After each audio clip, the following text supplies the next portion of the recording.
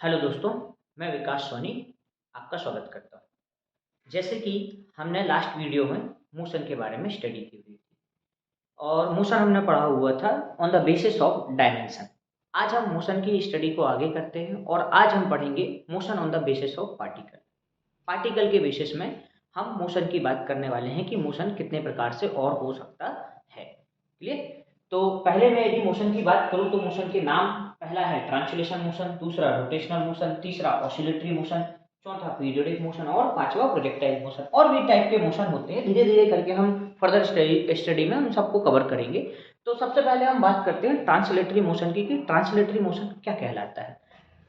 Translatory motion की हम बात करें दोस्तों तो ट्रांसलेटरी मोशन क्या होता है पहले आप इसको समझें।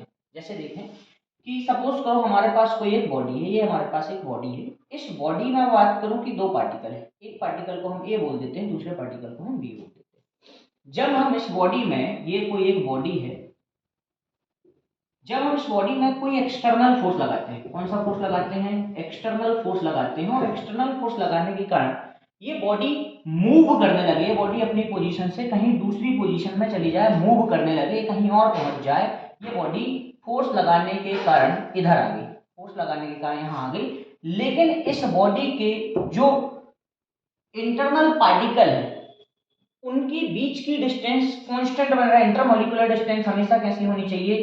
कांस्टेंट होनी चाहिए। तो इस प्रकार का मोशन, यदि बॉडी इस प्रकार से चले, ये मोशन कहलाता है ट्रांसलेटरी मोशन। ट्रांसलेटरी मोशन में जब किसी बॉडी में एक्सटर्नल फोर्स लगाया जाता है और एक्सटर्नल फोर्स लगाने के कारण बॉडी मूव करे, लेकिन उसके इंटरनल या इंटरमोलिकुलर डिस्टेंस जो है वो डिस्टर्ब ना हो, हर एक पार्टिकल की डिस्टेंस कांस्टेंट बनी रहे, ये मोशन कहलाता है ट्रांसलेटरी मोशन। क्लियर? अब ट्रांसलेटरी मोशन के अंदर हम बात करें तो दो प्रकार के मोशन होते हैं, एक होता है रेक्टिलिनियर मोशन, दूसरा होता है कर्वीलिनियर मोशन। तो रेक्टिलिनियर मोशन क्या कहलाता है? यदि हम ट्रांसलेटरी को ही फर्दर डिवाइड कर दें तो ट्रांसलेटरी दो प्रकार का होता है, एक होता है रेक्टिलिनियर, रेक्टिलिनियर, और दूसरा होता है कर्वीलिनियर। रेक्टिलिनियर क्या होता है? तो रेक्टिलिनियर में जब बॉडी मूव कर रही है तो बॉडी के मोशन, जो इसकी ये ट्रेजेक्टरी है, जिस प्रकार से ये चलती है, ये ट्रेजेक्टरी यदि स्ट्रेट लाइन हो, ट्रांसलेटरी मोशन में ही यदि बॉडी की ट्रेजेक्टरी स्ट्रेट लाइन है, कैसी होनी चाहिए trajectory? Straight line, straight line, straight line. तो ये क्या कहलाएगा? ये कहलाएगा रेक्टिलिनियर। और यदि बॉडी जब मूव कर रही है उसकी ट्रेजेक्टरी कैसी हो जाए? यदि उसकी ट्रेजेक्टरी क्या हो जाए? कर्व हो जाए। कैसी हो जाए? कर्व हो जाए। तो वो मोशन क्या कहलाता है हमारे पास? उस मोशन को हम बोलते हैं कर्वी लीनियर मोशन। क्लियर है दोस्तों? Curvy linear motion. आगे बात कर लेते हैं। कर्वी लीनियर मोशन को हमको समझ में आ गया है कि कर्वी लीनियर मोशन किसे कहते हैं। तो नेक्स्ट हम बात करें कि रोटेशनल मोशन क्या कहलाता है।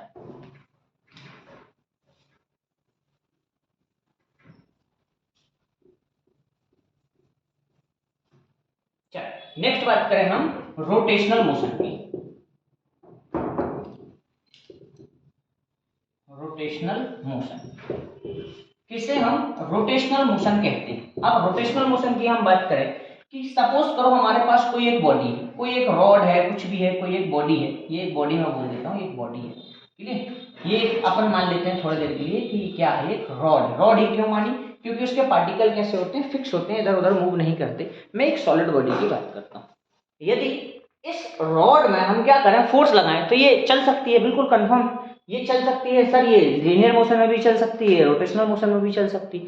तो रोटेशनल क्या होता है पहले हम उसकी बात कर लेते हैं। देखिए, हम इस बॉडी में फोर्स लगाएं, कहीं से भी फोर्स लगाएं, जैसे यहां से मैं फोर्स लगा रहा हूं और इसके एक पॉइंट को मैं फिक्स कर दूं। क्या कर दूं? इसके एक पॉइंट को फिक्स कर दूं। अब फोर्स लगाऊं तो बॉडी आगे की ओर बढ़ने की जगह बॉडी जिस पॉइंट में फिक्स है उसके अबाउट बॉडी क्या करने लगेगी? बॉडी घूमने लगेगी, बॉडी रोटेट करने लगेगी।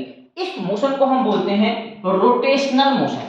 जैसे बॉडी इनिशियली यहां है, जब हमने फोर्स अप्लाई किया, यहां से हम फोर्स लगा रहे हैं, फोर्स लगाने से क्या होगा? थोड़ी देर बाद हम देखेंगे कि बॉडी यहां पहुंच गई।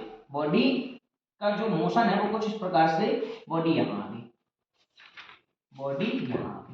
इसका एक पार्टिकल यहां पे था, सपोज करते हैं ए है, एक पार्टिकल यहां है बी है, एक पार्टिकल यहां है सी है। जैसे ही हम फोर्स अप्लाई करते हैं, ये वाला पार्टिकल पहुंच गया इधर, बी वाला पार्टिकल पहुंच गया एक नई पोजीशन में, इसको हम ए डैश बोल देते हैं, इसको बी डैश बोल देते हैं, इसको सी डैश बोल देते हैं। ये देखें, क्लियर। इस प्रकार के मोशन को हम बोलते हैं रोटेशनल मोशन, जिसमें हर एक पार्टिकल जो होता है वो फिक्स पॉइंट के अराउंड रोटेशनल मतलब सर्कुलर मोशन में हो। ऐसा मोशन जिसमें किसी बॉडी का, किसी ठोस बॉडी मतलब रिजिड बॉडी का हर एक पार्टिकल फिक्स पॉइंट के अराउंड सर्कुलर पाथ में हो। इस प्रकार के मोशन को हम क्या बोलते हैं? Rotational motion. ये इंपॉर्टेंट पॉइंट है, इसका याद रखेंगे आप कि each particle of body is in circular motion about a fixed point। Clear दोस्तों, मेरे साथ ये चीजें नोट भी करते चलें, आप अपनी कॉपी में इनको लिखते चलें, आपके प्रॉपर नोट्स बनते चले जाएंगे। क्लियर, चलिए आगे बढ़ें। तो नेक्स्ट हम बात करते हैं, नेक्स्ट है हमारे पास ऑसिलेटरी मोशन। किसे हम ऑसिलेटरी मोशन कहते हैं? Oscillatory motion. अब ऑसिलेटरी मोशन क्या कहलाता है? हमें तो सबसे पहला क्वेश्चन यही आया है। ऑसिलेटरी मोशन की मैं बात करूं कि यदि कोई एक object to and fro motion में चले। अब टू एंड फ्रो मोशन क्या होता है? तो टू एंड फ्रो मोशन ये होता है कि किसी एक पॉइंट के पहले पास आए, फिर उससे दूर जाए, फिर उसके पास आए, फिर उसके दूर जाए। जैसे आपने झूला देखा है, स्विंग, अपन लोग छोटे बच्चों को झुलाते हैं, झूला देखा होगा आप लोगों ने। झूले में क्या होता है? झूला पहले अपनी स्टेशनरी कंडीशन होता है कहीं, फिर जैसे ही हम उसमें कोई बैठता है, किसी को बैठाते हैं और फिर हम उसको चलाना शुरू करते हैं, तो जिस पोजीशन से वो चलना शुरू करता है उसी पहले उससे दूर जाता है, फिर उसी के तरफ आता है, फिर दूसरे तरफ दूर जाता है, फिर उसी के तरफ आता है। मतलब जब एक particle to and fro motion में हो, इस मोशन को हम बोलते हैं टू एंड फ्रो। पहले दूर जाना, फिर पास आना, फिर दूर जाना, फिर पास आना, ये टू एंड फ्रो कहलाता है। जब कोई पार्टिकल किसी एक फिक्स पॉइंट के around two and fro motion में हो, तो इस प्रकार के मोशन को हम बोलते हैं oscillatory motion, to and fro motion. Example की बात कर लें कि इसका एग्जाम्पल क्या है, तो इसका एग्जाम्पल है पेंडुलम। नेक्स्ट बात कर लेते हैं हम लोग, अगला क्या है?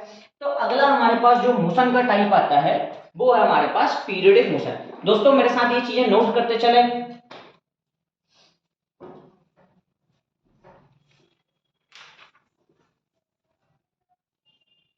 नेक्स्ट बात करते हैं हम लोग पीरियोडिक मोशन की। तो पीरियोडिक मोशन क्या कहलाता है?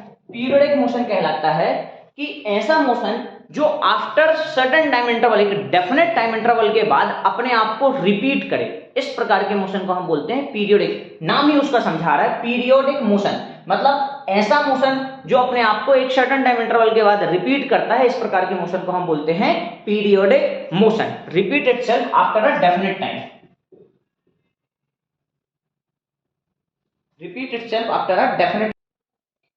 पीरियोडिक मोशन एक ऐसा मोशन जो अपने आप को रिपीट करे आफ्टर डेफिनेट टाइम इंटरवल। अब इसके एग्जांपल की हम बात कर ले कि पीरियोडिक मोशन क्या होता है। तो पीरियोडिक मोशन के ढेर सारे एग्जांपल हमारी लाइफ में दिखाई देते हैं। जैसे आप जिस रूम में बैठे हो, यदि फैन चल रहा है तो फैन को देखें। फैन की एक पंखी किसी एक पोजीशन में है, थोड़े समय के बाद वो गोल घूमता है और फिर वापस वहीं पहुंचती है, फिर गोल घूमता है, फिर वापस वहीं पहुंचती, फिर गोल घूमता है, फिर वापस वहीं पहुंचती। ये मोशन हमारा कहलाता है पीरियोडिक मोशन। यहां हम बात करें अर्थ के मोशन की। अर्थ भी सबको पता है कि अपनी एक्सिस में रोटेट करती है। तो अर्थ का मोशन भी कैसा है? क्योंकि हर एक इंटरवल के बाद 24 घंटे के बाद अर्थ क्या है? फिर से डे या नाइट जो भी समय है, जैसे दिन होना है तो 24 घंटे के बाद फिर से सनराइज होगा, फिर अगले 24 घंटे के बाद फिर से सनराइज होगा, फिर अगले 24 घंटे के बाद फिर से सनराइज होगा। या सनसेट की कहानी देखें हम लोग, तो ये मोशन कहलाता है हमारा कैसा?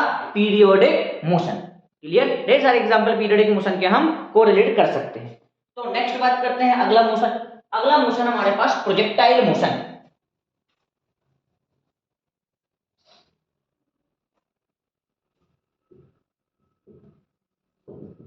Projectile motion. अब प्रोजेक्टाइल मोशन क्या कहलाता है, तो इसको जरा ध्यान से समझेंगे। प्रोजेक्टाइल मोशन क्या है?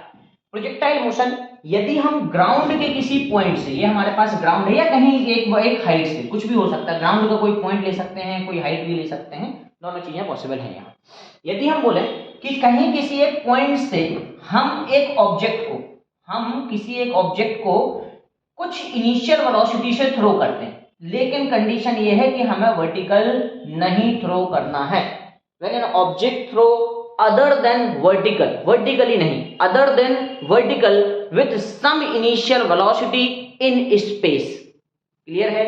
जब किसी ऑब्जेक्ट को हम वर्टिकली नहीं, किसी एंगल पे, अदर देन वर्टिकल, किसी एंगल पे इनिशियल वेलोसिटी v से थ्रो करते हैं और वो ऑब्जेक्ट स्पेस में ट्रेवल करता है, तो ऑब्जेक्ट का ये जो मोशन है, इस मोशन को हम बोलते हैं प्रोजेक्टाइल मोशन।